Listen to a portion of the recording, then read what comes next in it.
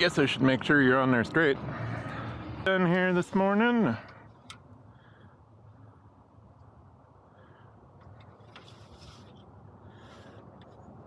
I found this the other day. I was leaving a truck stop and it was sitting kind of right at the exit of the truck stop. So I was like, well, I got me a free load bar. Blinky lights are blinking. Alright, now that I got the truck inspected, we'll get swung around here.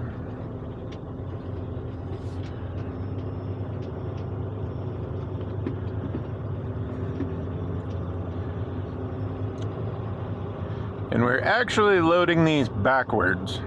So usually we put the bottom on this side of the truck and the top's hanging off that side. But I need to keep it under 13 feet so I can get through all the construction zones. So we're putting the top on this side.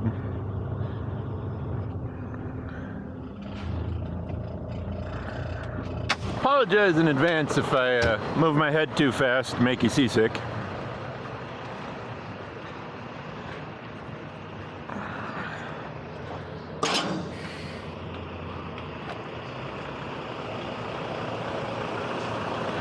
Go over to the other side and make sure the chain ain't hanging up on the can. Yeah.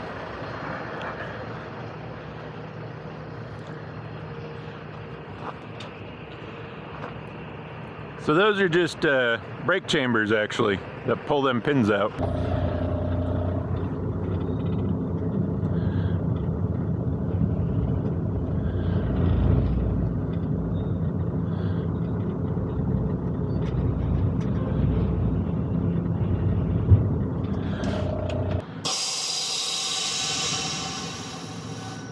This one's a little sticky because one of the springs broke, but it locks.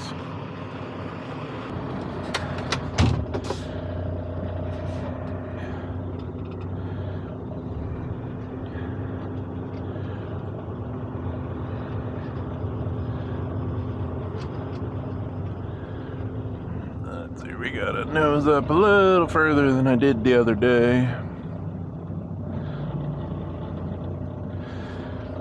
We'll try that.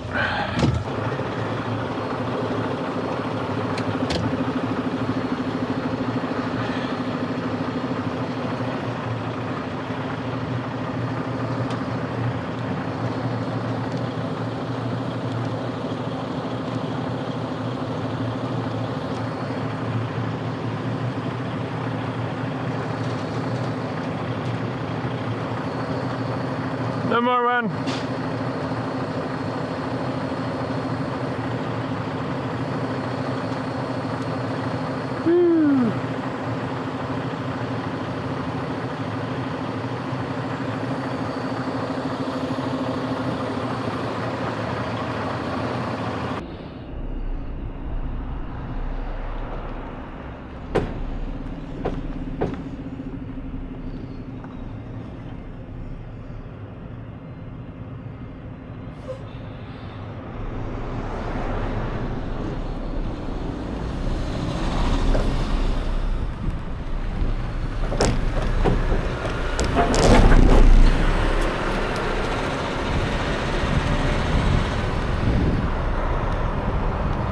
Okay, we're trying something a little different.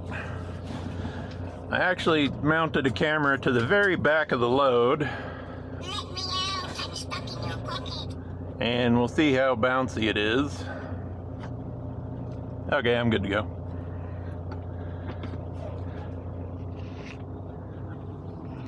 So I don't know how good that footage is going to turn out. But we're just going to run the camera out there on the back of the load until we get to the interstate, and then I'm going to take it off. Because I don't want to lose the camera.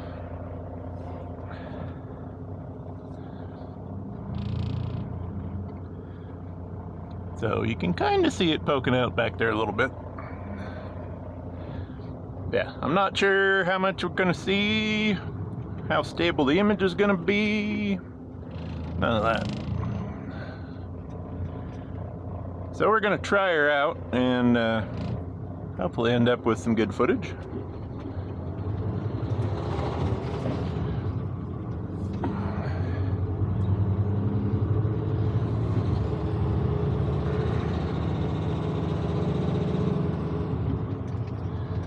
Now that the back end's finally coming around.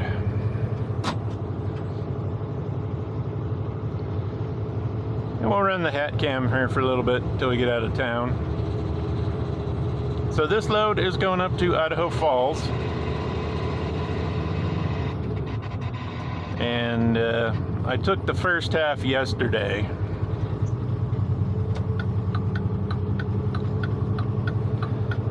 Get over. Because the lane ends and I don't want to try to scoot around cars downtown. I think I mentioned it in other videos, hauling oversized. If I'm going through town or something, I prefer to stay in the left lane, just so if someone's parked crooked out there on the shoulder, I don't have to weave to get the loads around. What in the...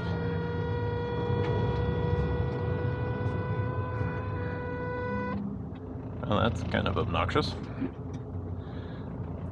Anyways, I like staying in the left lane because, of course, trusses, everything's hanging off that side. And, yeah. If I'm in the left lane, I don't have to weave around traffic and people are going to be mad at me no matter what I do. So it's easier for them to squeeze a car between the load and another car than me constantly forcing my way into the left lane to avoid stuff. And hopefully today I don't get snowed on. Ran into a very short blizzard in American Falls yesterday. So yeah, hopefully the weather's a little nicer today.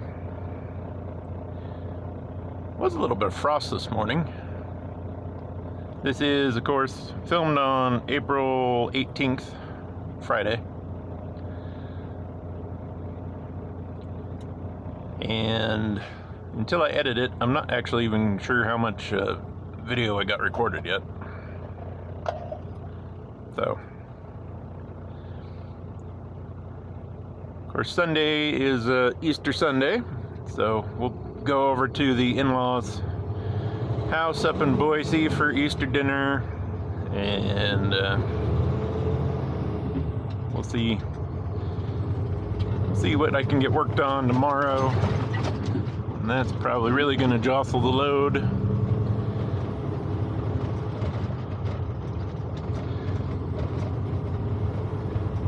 That DJI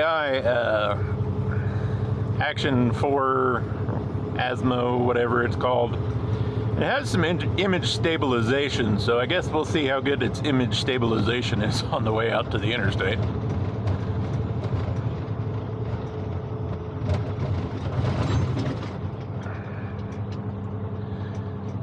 But the construction here in Jerome, the width restriction's 12 foot, but everything else I go through is 13. And we're just under 13. Like 12 foot, 11, which is still under 13, so.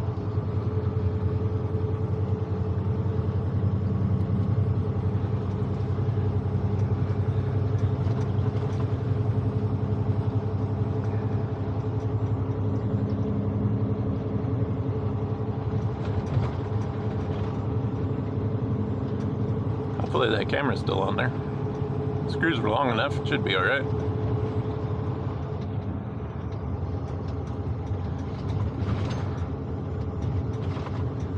Where are you going? Oh, you're trying to wash the windshield.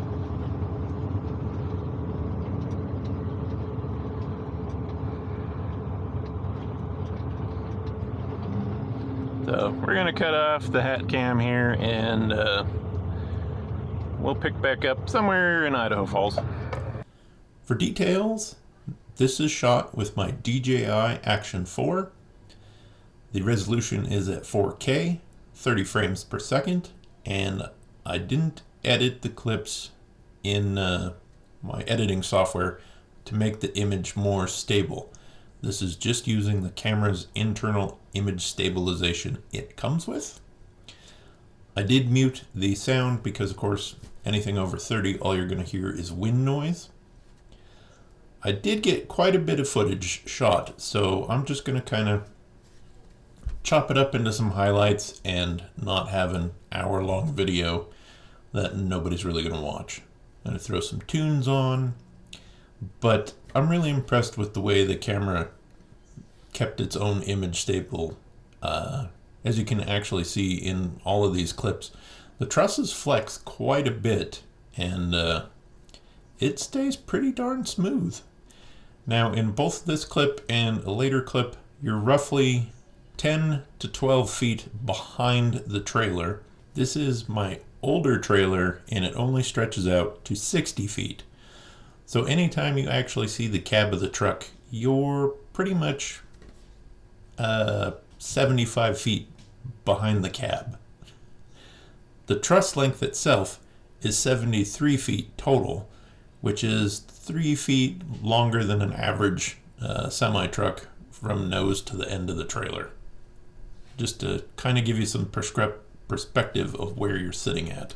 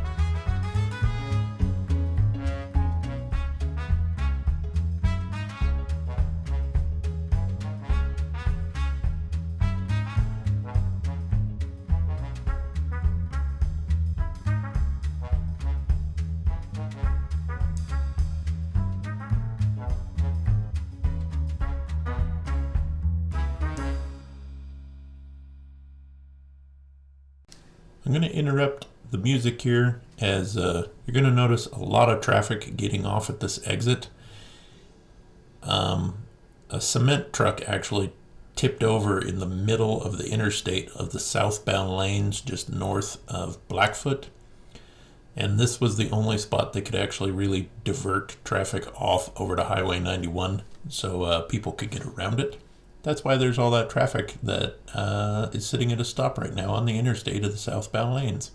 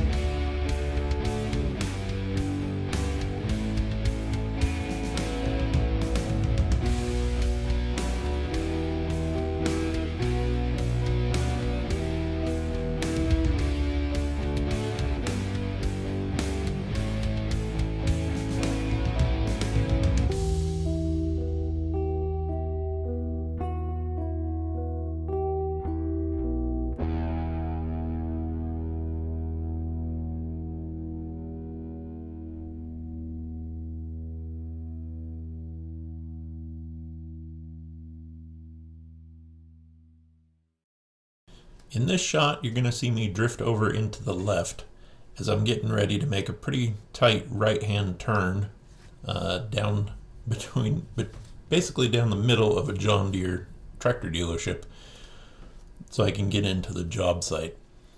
And since the trusses are just about 13 foot wide, I could keep the trusses almost in the middle of the right-hand lane and the truck in the middle of the left-hand lane and have plenty of room. Now the truck's tires were on the edge of the road and the trailer tires were on the opposite edge of the road, and it's a fairly wide road in here, as again it's a John Deere dealership, so they're hauling in some humongous combines and tractors. And also here in a little bit you're going to see my pilot car driven by one of my favorite pilot car drivers, Brandon, and him and I have had a lot of adventures, we'll say. And it was really nice to get a pilot load going someplace that not only was easy to find, but was actually kind of designed for trucks to go in and out of, because he has piloted me to, at this point, dozens and dozens of houses halfway up in the mountains, down roads that don't exist on any maps yet. But he's always a good sport about it. He does an excellent job piloting me anytime I need him. And yeah, there's his little car up there. So he usually meets me like in Idaho Falls, coming up here. He lives in Pocatello, so I usually give him a ring about when I leave and then when I hit American Falls, so he can kind of judge how good a time I'm making or not. And then he runs up to Idaho Falls. Usually meets me at the 113 exit, which is where the Flying J and the Loves is, if you know where, if you've been through Idaho Falls on I-15. So I usually just give him a holler on the radio when I get within earshot of that exit, and then he jumps in right behind me. This time he actually was up an exit, and he jumped in ahead of me because we were just going to go right up to Highway 20 and then almost get immediately off, as you saw in previous clips. I didn't film anything with my hat cam, so I'm just going to skip ahead here a bit. We're going to back the trusses up after raising the trailer up, and then we're going to pull out from underneath him. And you get a little different perspective of unloading trusses in this video.